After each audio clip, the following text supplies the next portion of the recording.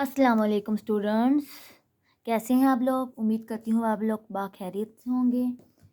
जी, आज हम स्टडी करेंगे लेक्चर नंबर 2, 9th क्लास है हमारे इस बायोलॉजी, ठीक है। लेक्चर नंबर 2 में हम स्टडी करने लगे हैं ब्रांचेस। ब्रांचेस मोस्ट इम्पोर्टेंट है, बोर्ड में आ सकती है कि आप लोग बताएं 5 ब्रांचेस, 6 ब्रांचेस। इन्होंने तो यहाँ 13 ब्रांचेस को डिस्कस किया हुआ है।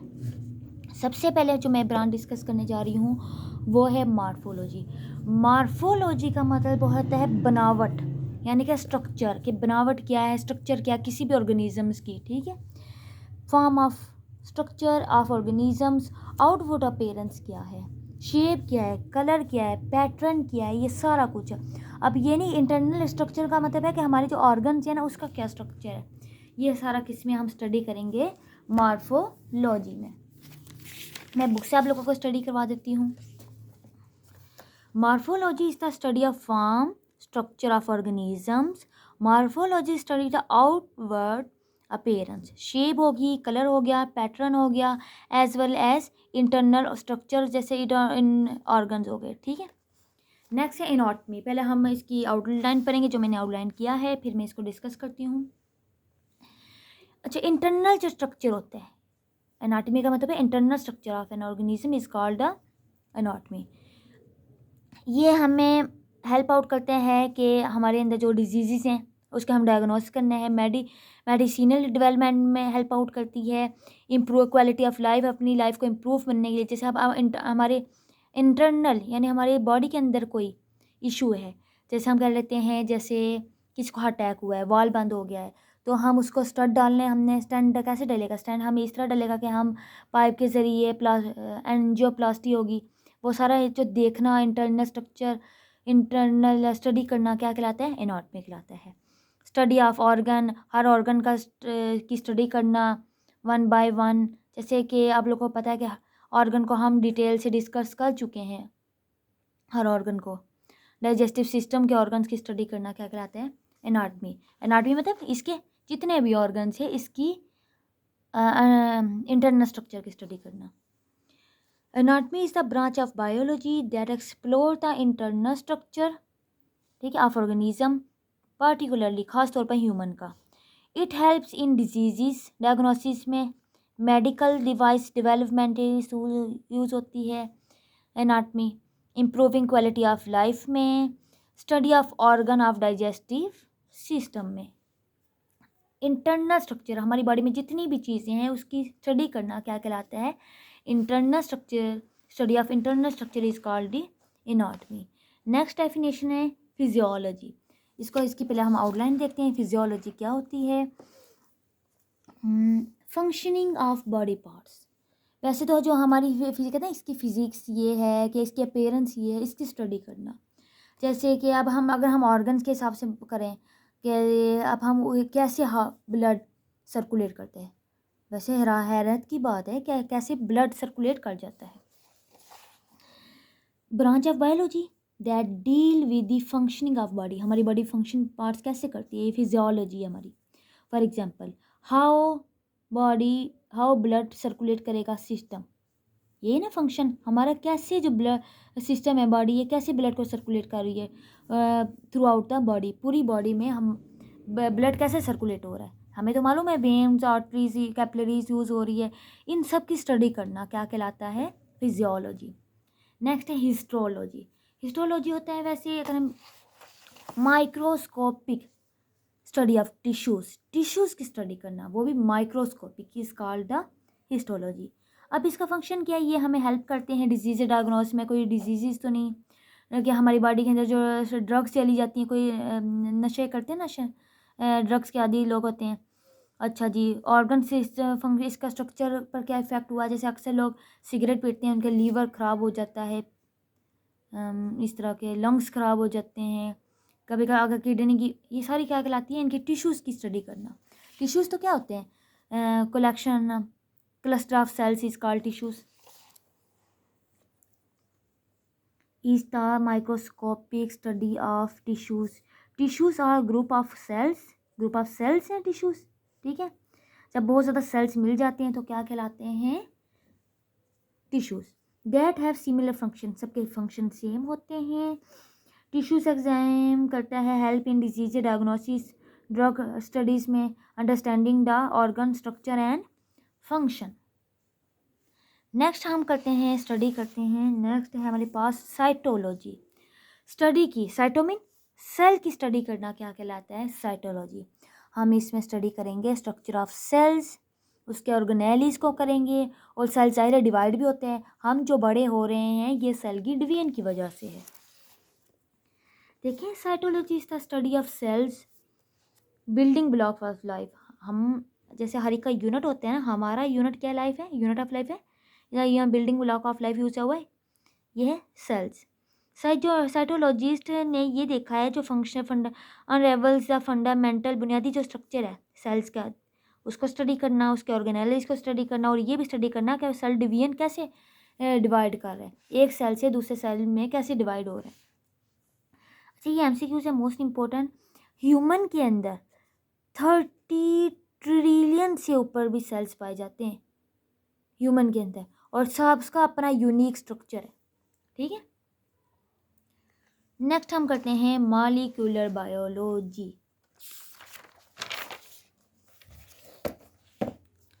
मॉलिक्यूलर बायोलॉजी को हम स्टडी करते हैं, स्टडी ऑफ बायोलॉजिकल मॉलिक्यूल्स। जैसे हमारी बॉडी, आपको पता है सेल्स किससे मिलकर बना है, प्रोटीन से, कार्बोहाइड्रेट से, लिपिड से, इन चीज़ों से मिलकर बना है, कोलेस्ट्रॉल से। इसकी स्टडी करना क्या कहलाते हैं, molecular biology. Life process, develop drugs में जेनेटिकली कोई मॉडिफिकेशन तो नहीं हो सकती इसमें, ये सारा हम इसमें स्टडी करेंगे। देखिए, molecular biology deal with the study of biological molecules, जैसे कार्बोहाइड्रेट्स हो गए, प्रोटीन्स होगी, लिपिड्स होगी, न्यूक्लिक एसिड्स हो गए, डीएनए और RNA. Molecular biologist also study करते हैं फंडामेंटल लाइफ प्रोसेस में, ड्रग्स के डेवलपमेंट में, और क्रिएट करते हैं जेनेटिकली मॉडिफाइड ऑर्गेनिजम्स में। कोई इसमें चेंजेस तो नहीं होगी ऑर्गेनिज्म, ये सारा क्या कराता है, मॉलिक्यूलर बायोलॉजी। एम्ब्रियोलॉजी क्या होता है, आप लोगों को पता है, एम्ब्रियो से एम्ब्रियो, न्यूबॉर्न बेबी जो हो, कि ये ऑर्गेनिज्म किससे बन जाएगा, फर्टिलाइज्ड एग से, ठीक है। जब भी गैमेट्स, जब भी मेल और फीमेल यानी कि स्पर्म और एग मिलता है तो फर्टिलाइजेशन स्टार्ट होती है, स्पर्म। अच्छा जी, ऑर्गन बनते हैं हमारे, ठीक है। फिर देखते हैं कोई इसमें डिफेक्ट्स नहीं न्यू बर्थ में, और मेडिकल ट्रीटमेंट क्या देना चाहिए हमें, ठीक है। Study of process of development of organism from the fertilised egg. हम इस ब्रांच में से स्टडी करेंगे इसके टिश्यूज़ के, ऑर्गन फॉर्मेशंस के स्टडी, यानी टिश्यूज़ मतलब सेल्स जो बन रहे हैं वो, ठीक है। और स्टडी हम करेंगे बर्थ कोई हो रही, इसमें कोई डिफेक्शन तो नहीं, कोई डिफेक्ट तो नहीं, कोई बच्चा अब नॉर्मल तो नहीं, डेवलपमेंट, फिर इसकी हम क्या करेंगे, मेडिसिन ट्रीटमेंट भी करेंगे।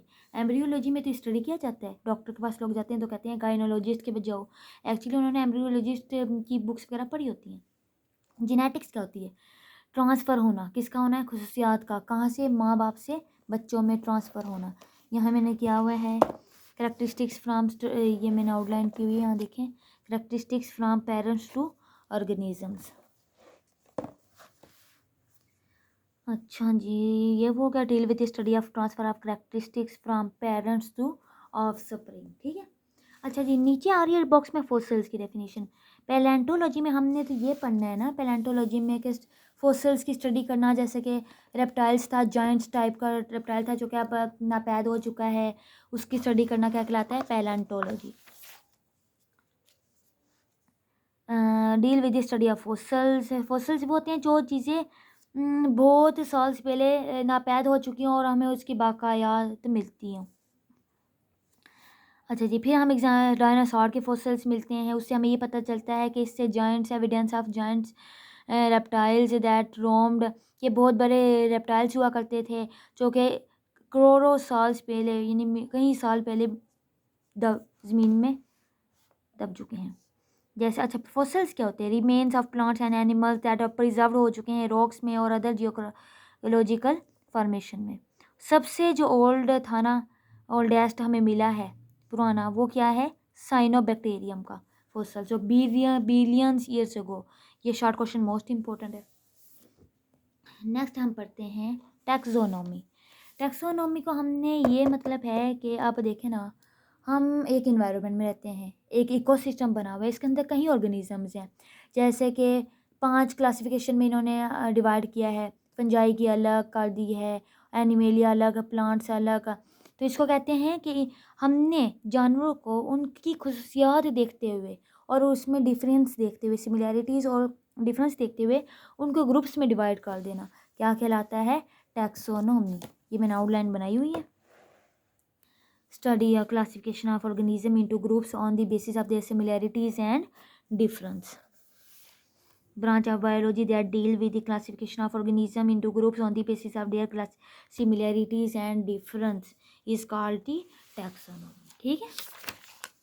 नेक्स्ट है इकोलॉजी। इकोलॉजी की पहले हम आउटलाइन देख लें। रिलेशन बताना है ऑर्गेनिज्म के इसके एनवायरनमेंट में। इकोलॉजी कहाँ से निकला है? एनवायरनमेंट से। जैसे कि फूड चेन। फूड चेन तो आप लोगों ने 8th क्लास में भी मैंने आप लोगों को डिटेल से पढ़ाया है। Ecology is the branch of biology है। ठीक है। हमने रिलेशन बताना है किसके दरमियान में? ऑर्गेनिज्म के दरमियान में और इसके इन्वायरमेंट के दरमियान में। बात होगी। ठीक है।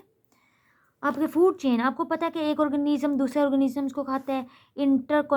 कनेक्टेडनेस या organism for energy and nutrients है। फ़र्ज़ कर लें हम गोश्त खाते हैं, चिकन खाते हैं। अब चिकन ने आगे ज़ाहिर है दाने भी खाते हैं, खाद खाते हैं। अगर हम भैंस की ले लें तो हम उसमें चिकन खाते हैं। ठीक है, चिकन ही सॉरी, आप मटन की ले लें या बीफ ले लें, वो आगे घास खाते हैं। ठीक है। अब घास कौन खाता है आगे से? यानी कि एक चीज़ जो दूसरी चीज़ को खाती है, उसको क्या कहते हैं? Food chain. ये पूरी फूड चेन बनी हुई, जो हम खाते हैं फिर जो वो आगे से उनकी खुराक है, उनकी खुराक कोई और ऑर्गेनिजम्स खाते हैं। मेंढक की और कॉब की, सारी 8th क्लास में आप लोग साइकिल के साथ पढ़ चुके हैं। मेरीन बायोलॉजी क्या कहलाती है? हर वो ऑर्गेनिज्म जो समंदर में रहता है, ओशंस में रहता है, क्या कहलाता है? सी में नहीं, ओशंस में। क्या कहलाता है? Marine biology. हमने इसमें क्या देखना है? जो इसमें जो स्पीशीज़ हैं उनकी डेवलपमेंट हो रही है, कोई इश्यूज़ तो नहीं, ये सारा कुछ हम स्टडी करेंगे। जैसे कि फॉर एग्जांपल हमने कोरल लीफ देखना है। रीफ ये सपोर्ट करता है कि बहुत ज़्यादा वैरायटी ऑफ हो जाए, मेरीन लाइफ बहुत ज़्यादा हो जाए, इसकी सपोर्ट कोरल लीफ। अगर पैथोलॉजी, पैथोलॉजी इनसे पता चल रहा है। पैथो से वो organism, disease, study of disease जो कि बीमारियाँ फैलाते हैं, पैथोजेंस, कॉजेज और वजह बनती हैं, इफ़ेक्ट्स। इकोलॉजी की हम बात करें, पैथोजेंस, स्टडी ऑफ डिजीज़। ठीक है। स्टडी ऑफ डिजीज़ हो गया, कॉज हो गया, इफ़ेक्ट्स हो गया। पैथोलॉजीज हेल्प करते हैं डायग्नोसिस में, प्रिवेंशन करते हैं, कोई ट्रीटमेंट में इस्तेमाल होते हैं। फॉर एग्जांपल पैथोलॉजिस्ट जो होते हैं वो स्टडी करते हैं uncontrolled division and separate of cell cause. फर्ज करें कि आप किसी को कैंसर हो जाता है ना। कैंसर वो क्यों होता है? वो इसलिए होता है कि हमारे जो सेल्स होते हैं ना वो डिवाइड होते रहते हैं, रुकते ही कोई नहीं है। डिवीजन, अनकंट्रोल्ड डिवीजन हो जाती है। ये पैथोलॉजिस्ट इसको स्टडी करते हैं। अच्छा, इम्यूनोलॉजी, इम्यून सिस्टम से निकला है। इम्यूनोलॉजी हमने बताना है कंपोनेंट्स ऑफ इम्यून सिस्टम और उसके अगेंस्ट जो रोल अदा करते हैं कौन? डिजीज़। इम्यूनोलॉजिस्ट यूज़ करते हैं, क्या करते हैं? डेवलप और करते हैं वैक्सीन। ठीक है। वैक्सीन आप लोगों को मालूम है कि वैक्सीन क्या होती है? कोरोना आया था तो हमने वैक्सीन यूज़ की थी। मलेरिया की वैक्सीन यूज़ की जाती है, कोई भी आ जाए। ऑटो इम्यून डिजीज़ होते हैं, इम्प्रूव करते हैं हमारा इम्यून रिस्पॉन्स टू इन्फेक्शंस। वो अगर हमारे दरमियान अंदर वैक्सीन पहले के से इंजेक्ट कर दी जाए बाहर से, उसी के जो ऑर्गेनिजम्स आते हैं ना, तो फ़ौरन वैक्सीन के ऑर्गेनिजम्स होते हैं वो एक्टिव हो जाते हैं और बाहर से आने वाले ऑर्गेनिजम्स को मार देते हैं, फाइट कर देते हैं, उससे फाइटिंग करते हैं। फार्माकोलॉजी से आप लोगों को पता है, फार्माकोलॉजी से फार्मेसी जॉब रहती है। इसमें क्या होती है? जो मेडिसिन होती हैं, ड्रग्स की होती हैं, उसके इफेक्ट्स बताने हैं हमारी बॉडी के ऊपर।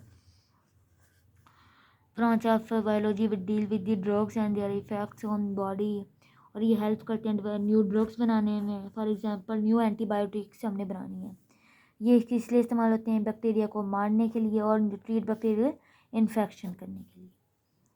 लेक्चर लंबा था तो उम्मीद करती हूँ आप लोगों को समझ आ गई होगी। थोड़ा सा मैंने तेज़ी से पढ़ाया है, तो ये भी मैंने भी पहले ही बताया हुआ, मैं थोड़ा सा स्पीडली पढ़ाती हूँ। अगर नहीं समझ आई तो आप मुझे कमेंट्स में बता दें। उम्मीद करती हूँ आपको मेरा लेक्चर पसंद आया होगा। फिर मिलते हैं थर्ड लेक्चर में। Thanks for watching my video.